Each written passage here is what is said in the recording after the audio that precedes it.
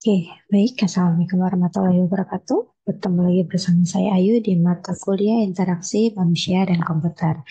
Kita sudah berada di pertemuan minggu ketujuh. Di minggu ini kita akan membahas tentang interaksi manusia dan komputer, yaitu dengan subtema piranti interaktif. Oke, piranti interaktif itu sendiri merujuk pada perangkat atau alat yang memungkinkan interaksi antara manusia dan komputer. Interaksi manusia dan komputer ini merupakan bidang yang mempelajari cara manusia berinteraksi dengan komputer, dan piranti interaktif adalah salah satu elemen. Dan dalam konteks ini ada beberapa contoh piranti interaktif yang digunakan dalam interaksi manusia dan komputer. Oke, yang pertama piranti input dan output. Nah, perkembangan teknologi terus memperkenalkan piranti interaktif baru untuk meningkatkan pengalaman pengguna dalam berinteraksi dengan komputer. Piranti input dan output ini berperan penting dalam interaksi manusia dan komputer untuk mengirimkan dan menerima informasi sehingga dapat memberikan pengalaman pengguna yang lengkap. Nah, di dalam konteks interaksi manusia dan komputer, suatu piranti memungkinkan komunikasi antara manusia dan komputer melalui beberapa saluran komunikasi fisik. Nah, diklasifikasikan sebagai adanya piranti masukan komputer, seperti contohnya keyboard, dan ada juga piranti keluaran dari komputer, misalnya speaker. Oke, kita bahas dari piranti input keyboard dulu yang pertama. Pertama kali desain keyboard ini didasarkan pada rancangan QWERTY, dikembangkan pada tahun 1866 untuk mesin ketik. Nah, QWERTY keyboard ini dirancang untuk mengatasi tombol-tombol yang paling sering ditekan dalam artian untuk mengurangi kemacetan dalam penekanan. Keyboard akan optimal bila mana tata letak kuncinya sedemikian rupa sehingga menyebabkan pergantian jari yang menekan tombol untuk menghasilkan kecepatan yang maksimal, namun dengan ketegangan otot yang minimal. Secara ergonomi, keyboard telah dirancang untuk mengurangi ketegangan otot jari. Nah, keyboard itu merupakan piranti terbaik untuk inputan yang membentuk teks. Meskipun demikian, ada sebuah penelitian yang menunjukkan bahwa untuk melaksanakan pekerjaan bentuk misalnya dari suatu menu, keyboard itu lebih lambat, kurang akurat, dan kurang disukai pengguna dibandingkan dengan piranti masukan lain. Oke, selanjutnya piranti input mouse. Nah, mouse adalah sebuah piranti input yang umum digunakan dalam interaksi manusia dan komputer. Ada beberapa karakteristik dari mouse. Yang pertama, adanya sensor. Nah, mouse itu biasanya dilengkapi dengan sensor yang membaca gerakan pada permukaan yang diletakkan. Sensor ini dapat berupa bola atau pada mouse tradisional, dan juga bisa menggunakan teknologi optik atau laser pada mouse yang modern. Tombol pada mouse biasanya memiliki dua tombol utama, yaitu kiri dan kanan, yang digunakan untuk melakukan klik. Selain itu, terdapat juga tombol tengah untuk scroll, yang dapat digunakan untuk menggulir halaman atau melakukan fungsi-fungsi tertentu. Kemudian, gerakan mouse itu bisa diubah menjadi gerakan kursor pada layar komputer, atau juga dapat digerakkan ke arah vertikal dan horizontal untuk mengontrol pergerakan kursornya. Nah, ada mouse yang menggunakan kabel ataupun nirkabel, ada mouse yang terhubung ke komputer melalui kabel, dan juga menggunakan teknologi nirkabel seperti Bluetooth ataupun radio frekuensi. Kemudian, mouse telah menjadi salah satu piranti input yang paling umum dan efisien dalam penggunaan komputer dalam kehidupan sehari-hari, dan itu juga telah berkembang menjadi berbagai bentuk dan desain yang telah memenuhi kebutuhan preferensi pengguna. Nah, sebuah mouse ini menggabungkan dua operasi penting yang berbasis layar, yaitu pertama untuk kemampuan menggerakkan kursor dan kemampuan memilih suatu objek pada layar dalam suatu piranti. Oke, selanjutnya kita ke piranti input joystick. Joystick ini adalah piranti input yang umumnya digunakan dalam aplikasi yang membutuhkan kendali analog, terutama pada permainan video maupun simulasi. Ada beberapa karakteristik dari joystick, yaitu adanya batang kendali. Joystick ini memiliki batang kendali yang dapat dimiringkan dan diputar untuk mengontrol pergerakan pada dua atau tiga sumbu. Batang kendali ini memungkinkan gerakan yang lebih presisi dibandingkan dengan input digital seperti tombol. Kemudian tombol aksi pada joystick biasanya dilengkapi dengan tombol aksi yang ditempatkan di sekitar batang kendali. Tombol ini memberikan fungsi tambahan seperti menembak, melompat, ataupun mengaktifkan fitur-fitur khusus.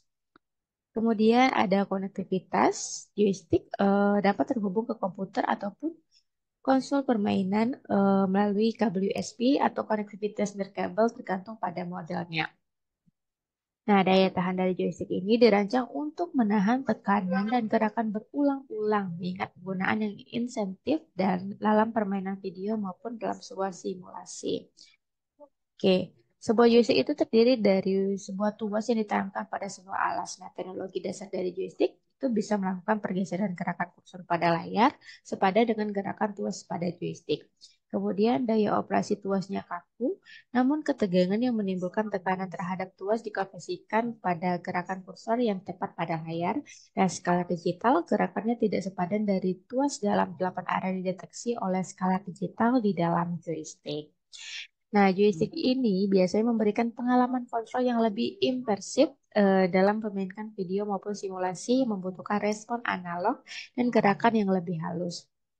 Meskipun sebagian besar digunakan dalam industri permainan, joystick juga dapat digunakan dalam aplikasi lain seperti untuk kontrol pesawat terbang, simulator penerbangan, atau perangkat industri yang membutuhkan kendali analog. Oke, selanjutnya kita ke piranti input point.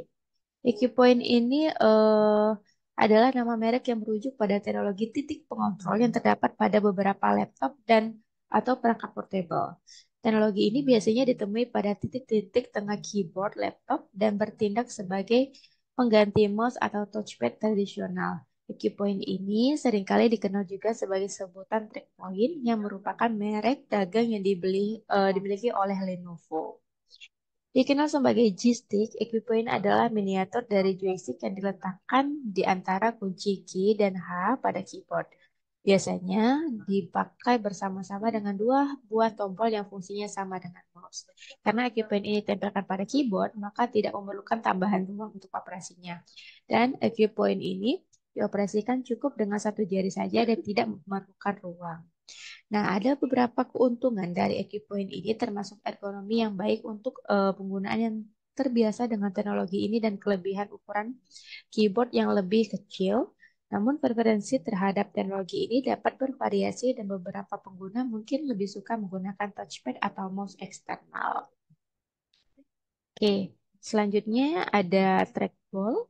Trackball ini eh, adalah piranti input yang digunakan untuk mengontrol gerakan kursor pada layar komputer. Berbeda dengan mouse yang digerakkan di atas permukaan datar, trackball memungkinkan pengguna untuk mengontrol gerakan kursor dengan memutar sebuah bola yang terdapat di bagian atas piranti tersebut. Nah, ada beberapa karakteristik dari trackball yang biasanya ada bola pergelangan tangan. Trackball ini biasanya memiliki bola kecil yang dapat diputar dengan jari atau ibu jari, dan gerakan bolanya itu mengontrol pergerakan kursor yang ada di layar. Kemudian ada tombol aksi. Nah, sama seperti mouse, trackball juga biasanya dilengkapi dengan tombol aksi yang dapat digunakan untuk melakukan klik kiri dan klik kanan. Beberapa model yang memiliki tombol tambahan atau fungsi untuk men-scroll. Selanjutnya stabilitas. Nah, trackball ini sering diapresiasi karena memberikan kestabilan yang lebih baik dibandingkan dengan mouse. Karena piranti ini dapat ditempatkan di tempat yang tetap dan tidak memerlukan gerakan luas di atas meja. Kemudian ukurannya lebih ergonomis karena trackball dirancang untuk memberikan kenyamanan pengguna dengan memungkinkan kontrol kursor tanpa harus bergerak secara aktif seperti mouse. Lalu penggunaan dengan satu tangan saja, beberapa model trackball dapat digunakan dengan satu tangan tanpa harus memindahkan perangkat itu sendiri. Hal ini dapat memungkinkan pengguna untuk tetap stabil dan tetap fokus pada pergerakan bola. Kemudian penggunaan ruangnya cukup terbatas karena trackball dapat digunakan di ruang yang atau di tempat-tempat di mana penggunaan mouse tradisional itu mungkin sulit untuk digunakan. Nah, biasanya trackball ini dapat diwujudkan sebagai gabungan fungsi dari joystick dan mouse terdiri atas dasar yang tetap yang menyangga sebuah bola, arah rotasi dan kecepatan rotasi untuk menentukan arah dan kecepatan dari gerakan kursor pada layar. Nah, trackball juga merupakan pilihan alternatif yang populer untuk pengguna yang mencari cara pengontrol kursor dengan yang berbeda ataupun yang menghadapi kendala fisik dalam penggunaan mouse tradisional. Oke, selanjutnya ke Like Pen. Like Pen ini adalah piranti input yang telah digunakan secara luas dari masa lalu, dari lama, dan terutama pada sistem komputer dengan layar khusus karena komputer grafis dan sistem pemrosesan grafis pada tahun 1060-an dan 1070-an. Berikut adalah beberapa karakteristik dari cara kerja Like Pen. Yang pertama, adanya sensor cahaya. Nah, LightPad ini dilengkapi dengan sensor cahaya di ujungnya yang dapat mendeteksi cahaya yang dipancarkan oleh layar komputer ketika pena ditempelkan di atasnya. Kemudian ada kabel terhubung yang pada umumnya LightPad ini terhubung ke komputer melalui kabel. Kabel ini digunakan untuk mengirimkan sinyal deteksi cahaya dan untuk memberikan daya ke LightPad. Oke, selanjutnya ada tombol pemicu. Nah, model light pen memiliki tombol pemicu yang ditekan oleh pengguna ketika ingin menandai ataupun memilih objek pada suatu layar, dan resolusinya lebih tinggi. Light pen juga biasa memberikan resolusi tinggi karena deteksi cahaya dapat dilakukan dengan presisi tinggi di atas layar. Oke, light pen ini merupakan pena yang membangkitkan informasi ketika ditudingkan pada layar. Ketika light pen itu ditudingkan pada tampilan CRT, sebuah lensa memfokuskan setiap cahaya dipancarkan dari layar menuju sebuah detektor cahaya ataupun fotosel. Ketika pancaran elektron di dalam CRT ini menyegarkan fosfor pada titik di mana light pen sedang menuding, pertambahan kecerahan menyebabkan suatu sinyal listrik dikirimkan ke komputer.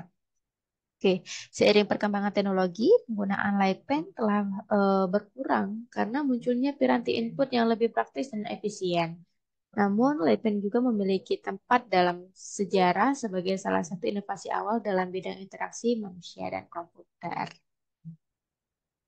Baik, selanjutnya ke touchscreen. Nah, touchscreen sendiri adalah piranti input yang memungkinkan pengguna berinteraksi dengan perangkat elektronik dengan cara menyentuh langsung pada layar. Layar sentuh telah menjadi populer dan luas digunakan pada berbagai perangkat seadanya, seperti smartphone, tablet, komputer, ada juga ATM, dan banyak lagi. Ada beberapa karakteristik juga dari touchscreen. Yang pertama, karakteristik layar sentuh, artinya pengenalan sentuhan layar sentuh itu dapat mengenali dan merespon sentuhan yang langsung dari jari tangan ataupun stylus. Kemudian adalah multi-touch capability, artinya sebagian besar layar sentuh model modern mendukung kemampuan multisentuh memungkinkan pengguna untuk melakukan lebih dari satu sentuhan pada layar secara bersamaan. Kemudian ada teknologi variatif, artinya terdapat beberapa jenis dari teknologi layar sentuh, termasuk ada resistif, kapasitif, inframerah, optik, dan akustik. Setiap teknologi juga memiliki kelebihan dan kelemahannya masing-masing. Nah, resolusi dan responsivitasnya, layar sentuh itu biasanya memiliki resolusi yang tinggi dan responsivitas yang cepat untuk memberikan pengalaman kepada pengguna dengan baik.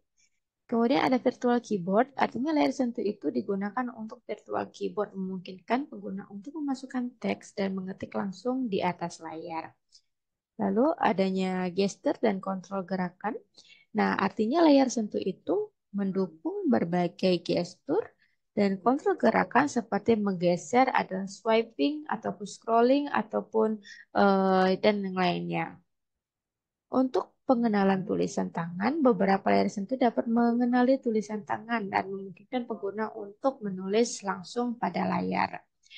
Oke, touchscreen ini juga dapat digolongkan dalam panel yang sensitif sentuhan, yang cara kerjanya adalah dengan menginterupsi matriks berkas cahaya atau dengan mendeteksi adanya perubahan kapasitas atau bahkan pantulan dari ultrasonik. layar sentuh juga telah mengubah cara kita untuk berinteraksi dengan perangkat elektronik, artinya dengan membuatnya lebih intuitif dan lebih mudah digunakan. Nah, teknologi layar sentuh ini terus berkembang dan memberikan inovasi baru dalam meningkatkan pengalaman pengguna.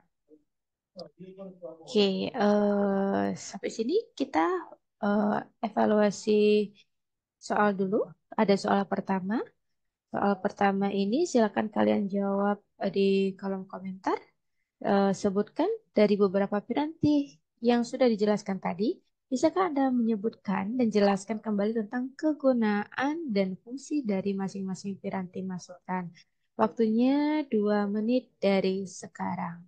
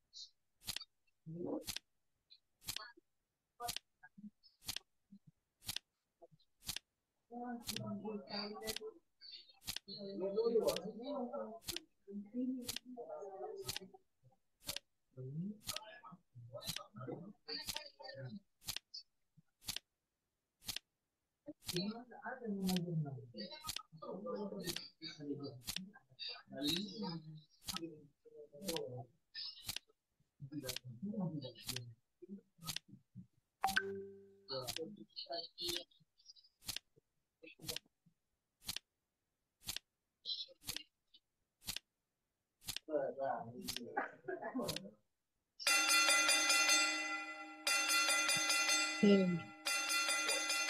waktunya habis. Baik, kita lanjutkan.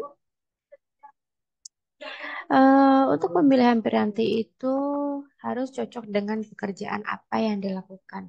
Nah, pemilihan piranti input yang cocok dengan pekerjaan sangat tergantung pada jenis tugas yang akan dijalankan. Pemilihan piranti input harus mempertimbangkan kebutuhan spesifik dari pekerjaan yang dijalankan, mulai dari kenyamanan penggunaan dan efisiensi dalam menjalankan tugas sehari-hari. Biasanya untuk melibatkan pengguna dalam pemilihan piranti input dapat membantu memastikan bahwa kesesuaian dan kepuasan dalam penggunaannya dalam atau pekerjaan sehari-hari. Oke, misalnya jenis pekerjaan biasa menggunakan masukan numerik, itu piranti yang cocok yaitu tombol numerik. Kemudian jika jenis pekerjaan itu biasa menggunakan masukan teks, makanya membutuhkan alfabet keyboard seperti QWERTY. Kalau misalnya jenis pekerjaan seleksi objek itu bisa menggunakan mouse, joystick, trackball maupun light pen. Jika jenis pekerjaan itu seperti manipulasi objek, maka bisa menggunakan juga mouse, joystick, trackball maupun light pen. Dan jika jenis pekerjaan itu seperti tracking, maka piranti yang cocok itu ialah mouse dan light pen. Oke. Eh, untuk pemilihan piranti yang cocok dengan user, biasanya pemilihan piranti input yang cocok dengan pengguna tergantung pada beberapa faktor termasuk seperti preferensi personal, kebutuhan tugas, dan kondisi fisik. Nah, penting untuk melibatkan pengguna dalam proses pemilihan untuk memastikan bahwa piranti input yang dipilih itu sesuai dengan preferensi dan kebutuhan mereka. Percobaan langsung dan dari berbagai piranti juga dapat membantu pengguna menentukan mana yang paling nyaman dan efisien untuk digunakan dalam konteks tertentu. Nah, aspek penting dari piranti masukan adalah hubungan antara gerakan fisik dari piranti dan kegiatan khas pada antarmuka.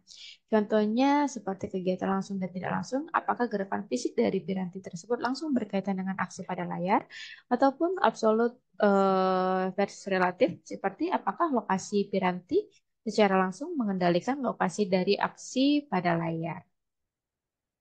Oke, ada beberapa panduan dalam memilih piranti. Yang pertama itu harus mempertimbangkan karakteristik dari user dan user yang ada pada saat sekarang dan masa datang. Kemudian cocokkan karakteristik piranti tersebut terhadap persyaratan yang diminta. Yang ketiga, mempertimbangkan penelitian sebelumnya dan unjuk kerja user. Kemudian ujilah piranti tersebut di dalam lingkungan kerja ya, dan optimumkan sifat-sifat piranti yang mudah untuk dimodifikasi. Oke, ada masukan yang berbentuk suara seperti atau voice input. Terdapat dua kategori utama dari piranti masukan yang berbentuk suara. Oke, yang pertama piranti-piranti pengenalan kata seperti word recognition yang mampu merespon ucapan-ucapan secara individu atau perintah-perintah yang menggunakan teknik yang dikenal sebagai speaker verification. Pertama kali sistem akan membangkitkan suatu template untuk mengenali suara user. Kemudian juga ada piranti pengenalan kalimat atau speech recognition yang mampu mengenali hubungan antara kata terucap di dalam kalimat atau fase teknik-teknik statistik dipakai dalam hal pola perekaman suara yang akan dicocokkan dengan kata terucap. Nah, kalau piranti keluaran atau layar tampilan adalah sumber utama informasi dan harus diakui memiliki keterbatasan dibandingkan dengan kertas.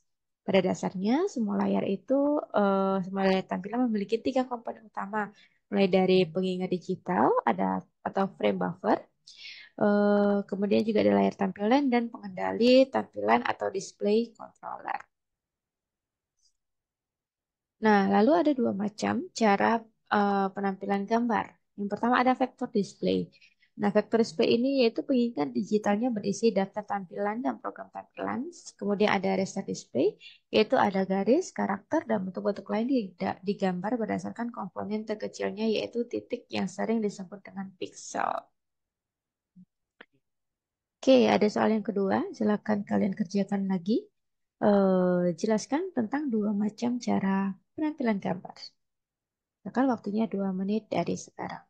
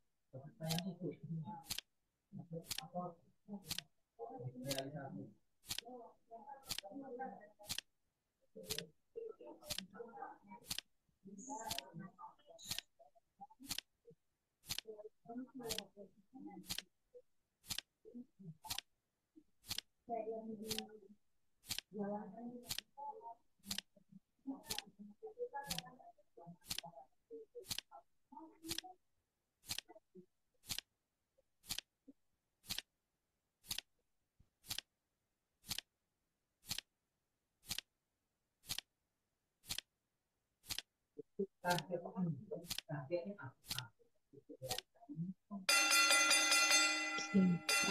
habis. Baik, mari kita lanjutkan. Piranti keluaran tentang layar tampilan jika kita ada layar komputer yang pada umumnya memiliki karakteristik sebagai berikut. Yang pertama, biasanya layar komputer itu tidak stabil dan timbul kedip pada saat gambar di refresh, dan upayakan gambar yang secara relatif memiliki kontras yang lebih rendah seperti warna hijau dan hijau tua itu paling sulit untuk dioptimalkan. Biasanya juga dipengaruhi oleh faktor-faktor lingkungan seperti adanya refleksi atau posisi user, cahaya ruangan, dan lain-lain. Biasanya juga layar komputer itu rentan terhadap naik turunnya tegangan listrik dan dapat membuat mata menjadi cepat lelah. Kemudian untuk layar artinya dapat menimbulkan radiasi gelombang elektromagnetik.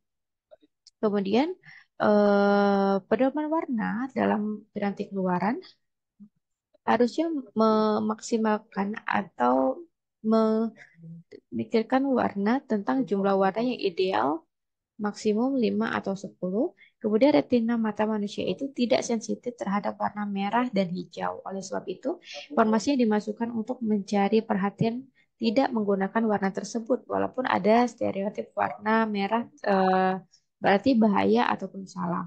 Warna kuning dan biru bagus untuk warna-warna seperti periferal. Biru sebaiknya tidak dipakai untuk teks yang menyatakan pusat perhatian karena biru sangat cocok untuk warna latar belakang. Nah, pasangan warna yang saling berkomplement adalah merah dan hijau ataupun kuning atau biru. Dan kita harus bisa menghindari warna dengan tingkat luminosnya rendah untuk orang tua. Oke, soal yang ketiga, soal terakhir. Silakan kalian jelaskan tentang karakteristik layar komputer. Waktunya 2 menit dari sekarang.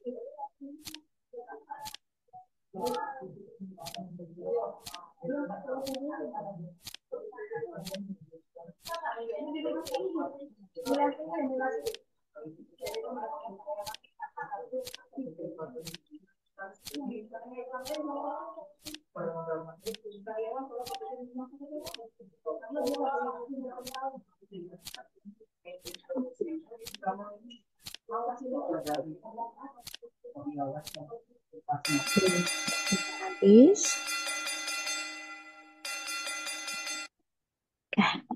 Cukup pertemuan kita minggu ini.